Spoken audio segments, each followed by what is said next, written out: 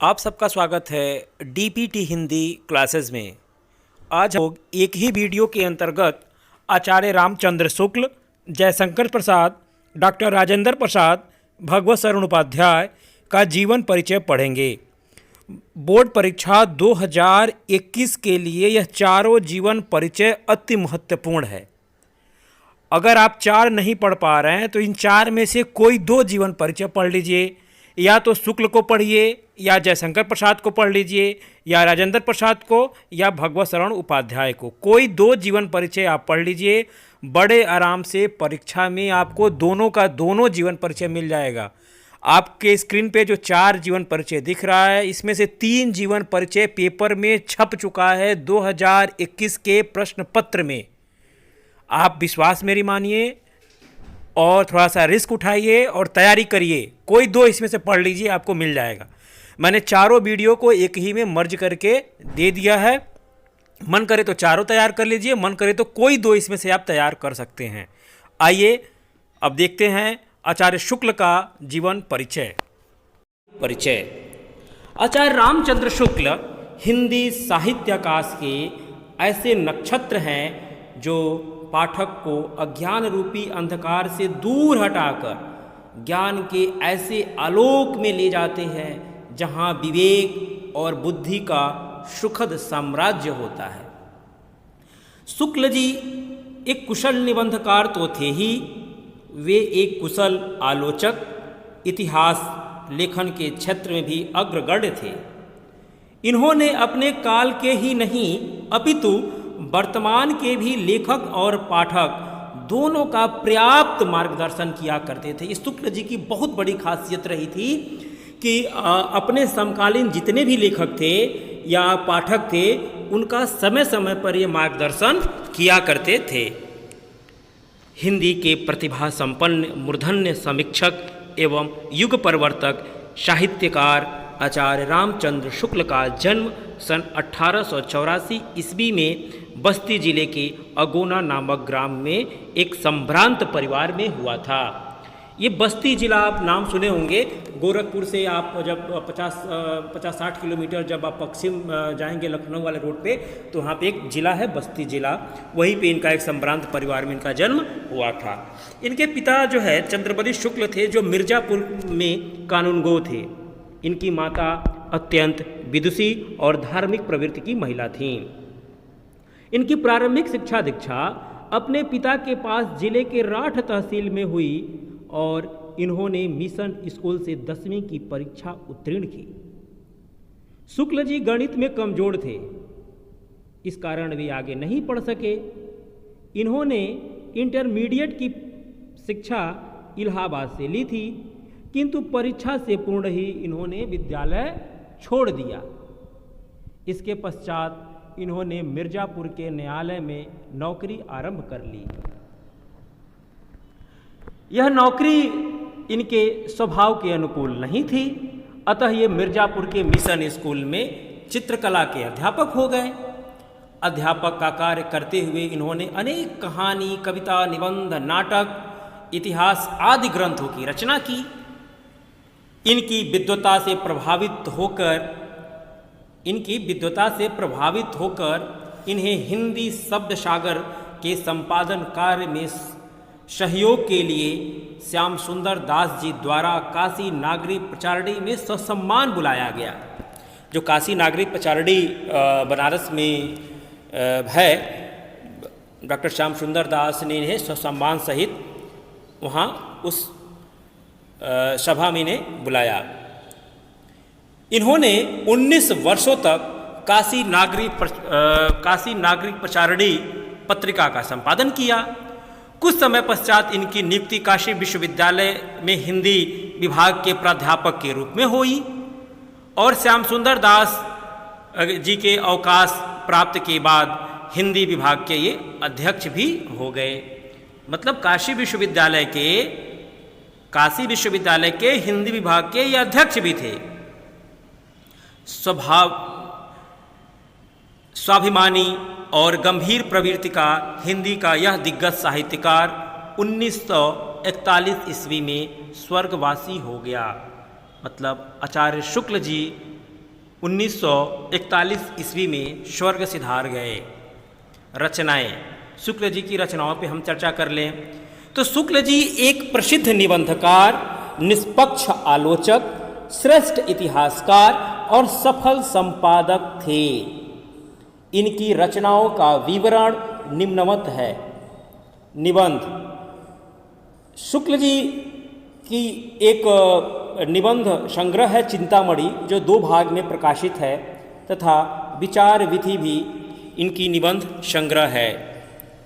आलोचना के क्षेत्र में शुक्ल जी ने बहुत काम किया और इनकी प्रसिद्ध 3 आलोचना मैं आपको दे रहा हूँ, जो आपकी स्क्रीन पे दिख रहा है। रसमीमांसा, इसमें इन्होंने सैद्धांतिक आलोचना संबंधी निबंध है। त्रिवेणी, इसमें सूर, तुलसी और जायसी की आलोचना की गई है। यह पुस्तक बहुत ही अच्छी है। अगर आपको समय मिले तो इस त्रिवेणी को आप जरूर पढ़िएगा। सूरदास, तुलसीदास और जायसी पे आपकी एक अलग से समझ बन जाएगी। शुक्ल जी ने बहुत अच्छे तरीके से सूर, तुलसी और जायसी को जो है व्याख्यायित करके उसमें अपनी पुस्तक में लिखा है। इनकी तीसरी जो आलोचना ग्रंथ है वो है सूरदास। इसके बाद संपादन के क्षेत्र में भी संपादन के क्षेत्र में भी जो है रामचंद्र शुक्ल जो है बहुत योगदान दिए। इन्होंने जायसी ग्रंथावली, तुलसी ग्रंथावली, भ्रमर गीत सार, हिंदी शब्दसागर, काशी नागरिक प्रचारिणी पत्रिका, आनंद कादम्बरी का कुशल संपादन किया। शुक्ल जी जो है जायसी, तुलसी, भ्रमर गीत सार, हिंदी शब्दसागर, काशी नागरिक प्रचारिणी पत्रिका और आनंद कादम्बरी का कुशल संपादन किया। इतिहास में अगर हम देखें तो युगीन प्रवृत्तियों के आधार पर लिखा गया इनका हिंदी साहित्य का इतिहास हिंदी के लिखे गए श्रेष्ठ इतिहासों में से एक है। वास्तव में शुक्ल जी ने शुक्ल जी ने जितना अथक प्रयास करके हिंदी साहित्य का इतिहास लिखा था, आज जितने भी इतिहासकार हुए सब ने शुक्ल जी की परंपरा को अपनाया। सब ने शुक्ल जी की पुस्तक को ही आधार बना के हिंदी साहित्य का इतिहास लिखा। सबसे पहली बार जो काल विभाजन को इतना वैज्ञानिक तरीके से इन्होंने किया, 4 भागों में बांटा, वीरगाथा काल, भक्ति काल, रीति काल और गद्य काल या आधुनिक काल। भक्ति काल को 2 भागों में विभाजन करने वाले पहले इतिहासकार शुक्ल जी ही हैं। निर्गुण भक्ति शाखा और सगुण भक्ति शाखा। निर्गुण को भी 2 भागों में विभाजित करने वाले शुक्ल जी हैं। ज्ञान मार्गी, प्रेम मार्गी, सगुण को कृष्ण और राम। ये विभाजन शुक्ल जी अपने हिंदी साहित्य के इतिहास में करते हैं, जो हमें लगता है कि अगर ऐसा विभाजन नहीं किया गया होता तो शायद हमें दिक्कत होती समझने में। इसके अतिरिक्त इन्होंने कहानी में 11 वर्ष का समय, कथा काव्य रचना में अभिमन्यु वध इनकी प्रसिद्ध रचनाएं हैं। कुछ अन्य भाषाओं में जो है हिंदी में अनुवाद ये किए, जैसे कि मेघास्तनीज का भारतवर्षीय विवरण, आदर्श जीवन, कल्याण का आनंद, विश्व प्रबंध, बुद्ध चरित काव्य का इन्होंने हिंदी अनुवाद किया। अब हम देख लेते हैं साहित्य में स्थान कि शुक्ल जी का साहित्य में क्या स्थान है। हिंदी निबंध को नया आयाम देकर उसे ठोस धरातल पर प्रतिष्ठित करने वाले शुक्ल जी हिंदी साहित्य के मूर्धन्य आलोचक, श्रेष्ठ निबंधकार, निष्पक्ष इतिहासकार, महान शैलीकार एवं युग परिवर्तक साहित्यकार थे। ये हृदय से कवि, मस्तिष्क से आलोचक और जीवन से अध्यापक थे। हिंदी साहित्य में इनका मूर्धन्य स्थान है। इनकी विलक्षण प्रतिभा के कारण ही इनके समकालीन हिंदी गद्य के काल को शुक्ल युग के नाम से संबोधित किया गया। शुक्ल युग जो है आचार्य रामचंद्र शुक्ल के नाम पर ही रखा गया। शुक्ल जी के विषय में आचार्य हजारी प्रसाद द्विवेदी ने कहा कि आचार्य शुक्ल उन महिमाशाली लेखकों में हैं जिनकी प्रत्येक पंक्ति आदर के साथ पढ़ी जाती है और भविष्य को प्रभावित करती रहती है। आचार्य शब्द ऐसे ही कर्ता साहित्यकार को योग्य है। आचार्य शब्द ऐसे ही कर्ता साहित्यकारों के योग्य है। ये आचार्य हजारी प्रसाद द्विवेदी के शब्द हैं।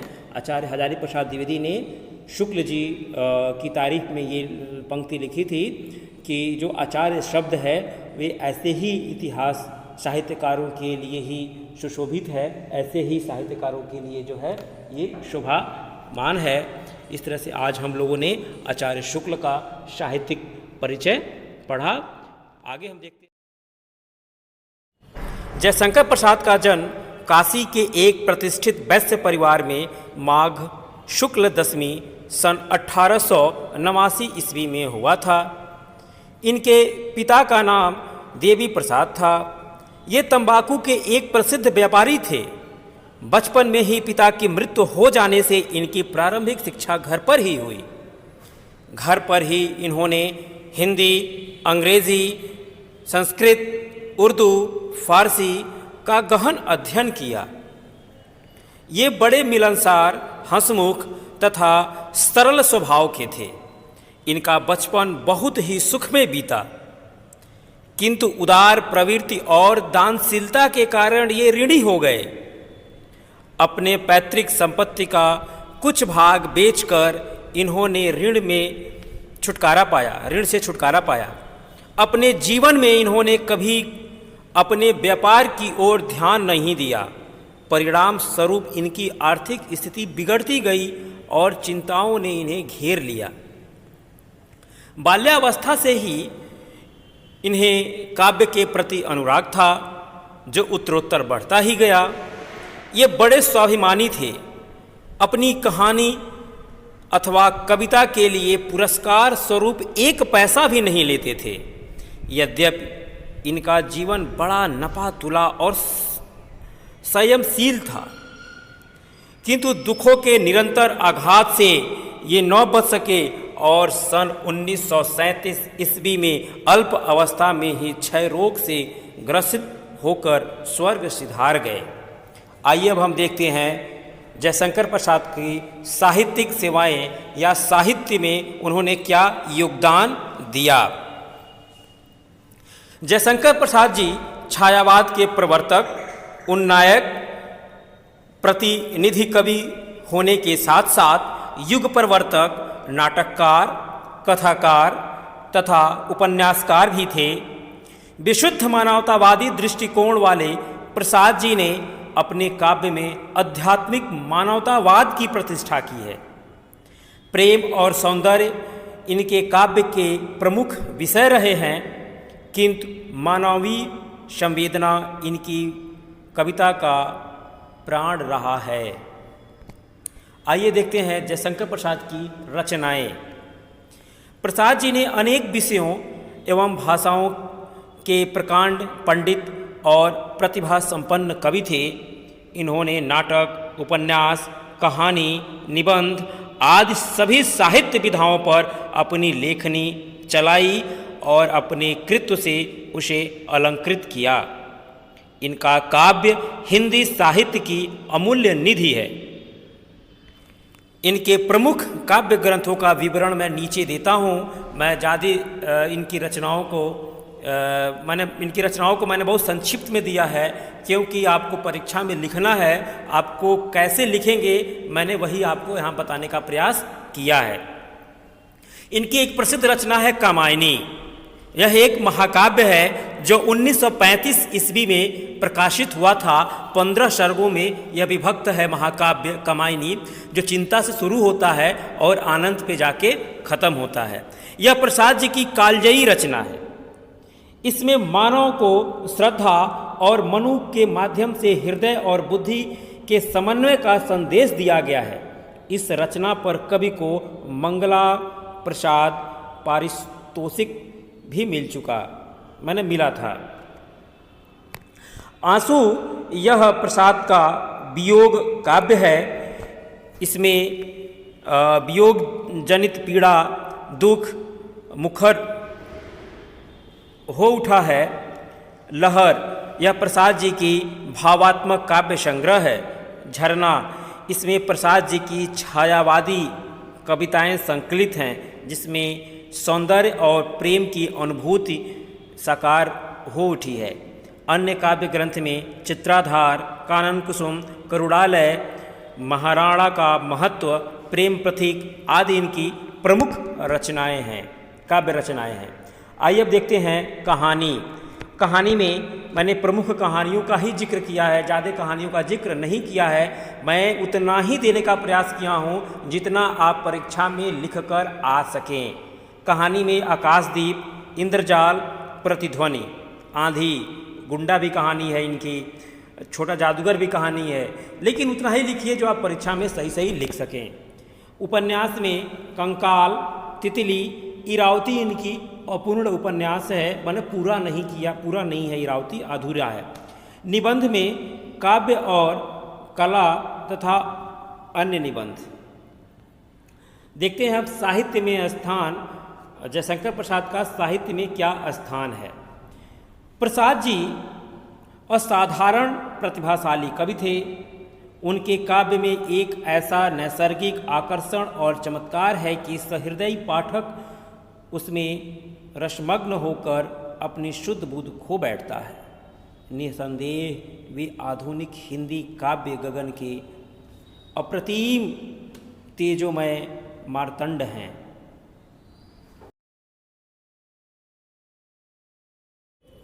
भारत के प्रथम राष्ट्रपति डॉक्टर राजेंद्र प्रसाद एक सादगी पसंद कृषक पुत्र, देशभक्त राजनेता थे।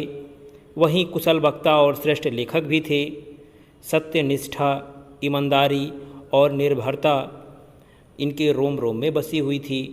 साहित्य के क्षेत्र में इनका योगदान बहुत सराहनीय रहा है। अपने लेखों और भाषणों के माध्यम से इन्होंने हिंदी साहित्य को समृद्ध किया।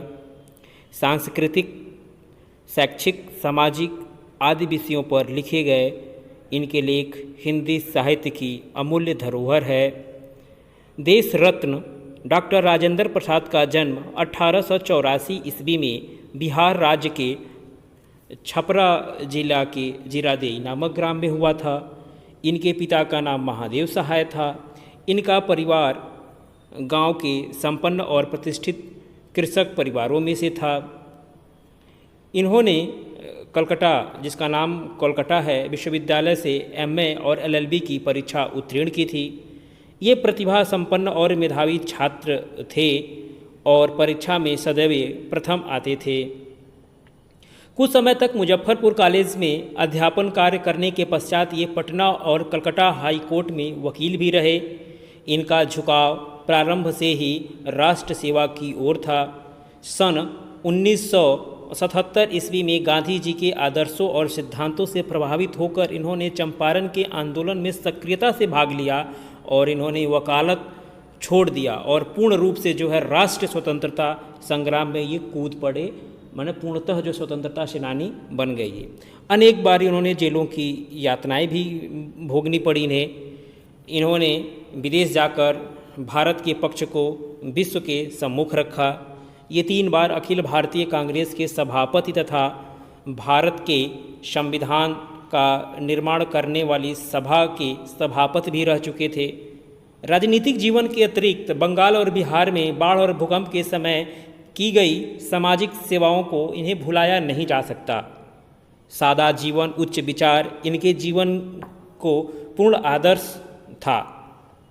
इनकी प्रतिभा, कर्तव्य निष्ठा, ईमानदारी और निष्पक्षता से प्रभावित होकर इनको भारत गणराज्य का प्रथम राष्ट्रपति बनाया गया। इनके इस पद पे इन्होंने सन 1952 ईस्वी से लेकर 1962 ईस्वी तक इस पद को सुशोभित किया। भारत सरकार ने इनकी महानताओं और सम्मान स्वरूप देश के सर्वोच्च उपाधि भारत रत्न से 1962 ईस्वी में अलंकृत किया। जीवन भर राष्ट्र की निस्वार्थ सेवा करते हुए 28 फरवरी 1963 ईस्वी को ये हम लोगों को छोड़कर स्वर्ग सिधार गए। आइए अब देखते हैं डॉक्टर राजेंद्र प्रसाद की रचनाएं। डॉक्टर राजेंद्र प्रसाद की प्रमुख रचनाएं निम्नवत हैं।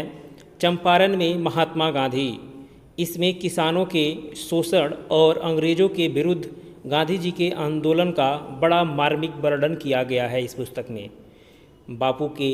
दूसरा है बापू के कदमों में, इसमें महात्मा गांधी के प्रति श्रद्धा भावना व्यक्त की गई है। मेरी आत्मकथा, यह राजेंद्र प्रसाद द्वारा सन 1943 ईस्वी में जेल में लिखी गई है। इसमें तत्कालीन भारत के राजनीतिक और सामाजिक स्थिति का लेखा जोखा है। मेरी यूरोप के अनुभव, ये राजेंद्र प्रसाद की एक प्रसिद्ध रचना है। इसमें इन्होंने यूरोप की यात्रा का वर्णन है, इसमें इनके भाषणों को भी संकलित किया गया है, प्रकाशित है। इसके बाद से इन्होंने की अन्य रचनाएं हैं शिक्षा और संस्कृति, भारतीय शिक्षा, गांधी जी की देन, साहित्य, संस्कृति का अध्ययन, खादी का अर्थशास्त्र आदि इनकी प्रमुख रचनाएं हैं। आइए अब देखते हैं इनका साहित्य में क्या स्थान है डॉक्टर राजेंद्र प्रसाद का। तो डॉक्टर राजेंद्र प्रसाद सुलझे हुए राजनेता होने के साथ साथ उच्च कोटि के विचारक, साहित्य साधक और कुशल वक्ता थे। ये सादगी, भाषा और गहन विचार के रूप में सदैव हर व्यक्ति के स्मरण में याद किए जाते हैं।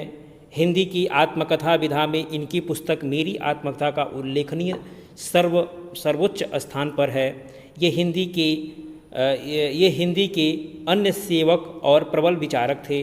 राजनेता के रूप में अति सम्मानित स्थान पर विराजमान होने के साथ साथ हिंदी साहित्य में भी इनका अति विशिष्ट स्थान है। इस तरह से हम संस्कृत साहित्य तथा पुरातत्व के समर्थ अध्येता एवं हिंदी साहित्य के प्रसिद्ध उन्नायक भगवत शरण उपाध्याय अपने मौलिक और स्वतंत्र विचारों के लिए प्रसिद्ध हैं। ये प्राचीन भारतीय इतिहास एवं संस्कृत के प्रमुख अध्येता और व्याख्याकार होते हुए भी रूढ़िवादिता एवं परस्परवादिता से ऊपर रहे हैं। भगवत शरण उपाध्याय का जन्म 1910 ईस्वी में बलिया, उत्तर प्रदेश के उजियारपुर नामक ग्राम में हुआ था। इनकी प्रारंभिक शिक्षा अपने ग्राम में ही हुई। उच्च शिक्षा प्राप्त करने के लिए ये बनारस आए और काशी हिंदू विश्वविद्यालय से प्राचीन इतिहास में MA की परीक्षा उत्तीर्ण की। ये संस्कृत साहित्य और पुरातत्व के अध्येता तथा हिंदी साहित्य के उन्नायक रहे हैं। ये प्रयाग एवं लखनऊ संग्रहालयों में पुरातत्व विभाग के अध्यक्ष भी रहे हैं। इन्होंने पिलानी स्थित विरला महाविद्यालय में अध्यापक के पद पर भी कार्य किया। तत्पश्चात विक्रम विश्वविद्यालय उज्जैन में प्राचीन इतिहास विभाग के प्रोफेसर एवं अध्यक्ष पद पर भी कार्य करके अवकाश ग्रहण किया और देहरादून में स्थित रूप से निवास करते हुए साहित्य सेवा में जुड़े रहे।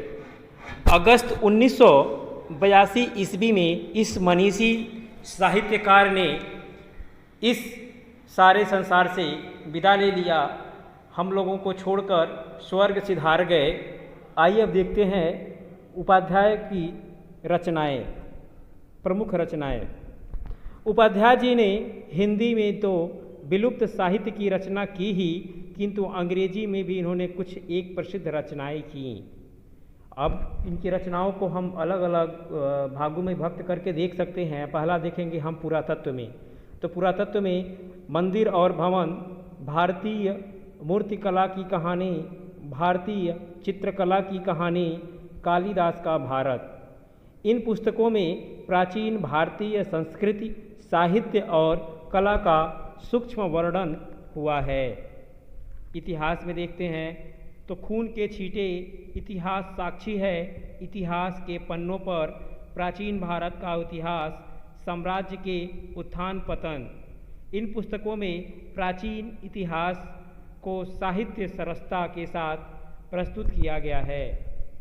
आलोचना क्षेत्र में देखें तो विश्व साहित्य की रूपरेखा, साहित्य और कला, कालिदास, इन ग्रंथों में साहित्य के विविध पक्षों पर प्रकाश डाला गया है।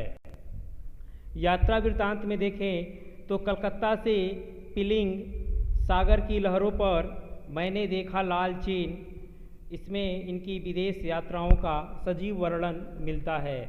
संस्मरण और रेखा चित्र में देखें तो मैंने देखा ईंठा आम, इसमें स्मृति के साथ साथ संवेदना के रंग भी सजीव शब्दों और चित्रों से उभारा गया है। साहित्य में अगर हम स्थान देखें, भगवत शरण उपाध्याय का साहित्य में क्या स्थान है, तो उपाध्याय जी पुरातत्व और संस्कृत के महान विद्वान हैं। उन्होंने अपने गंभीर और सूक्ष्म अध्ययन को अपने रचनाओं में साकार रूप प्रदान किया। वे हिंदी के पुरातत्वविद, भारतीय संस्कृति के अध्येता, रेखा चित्रकार और महान शैलीकार थे।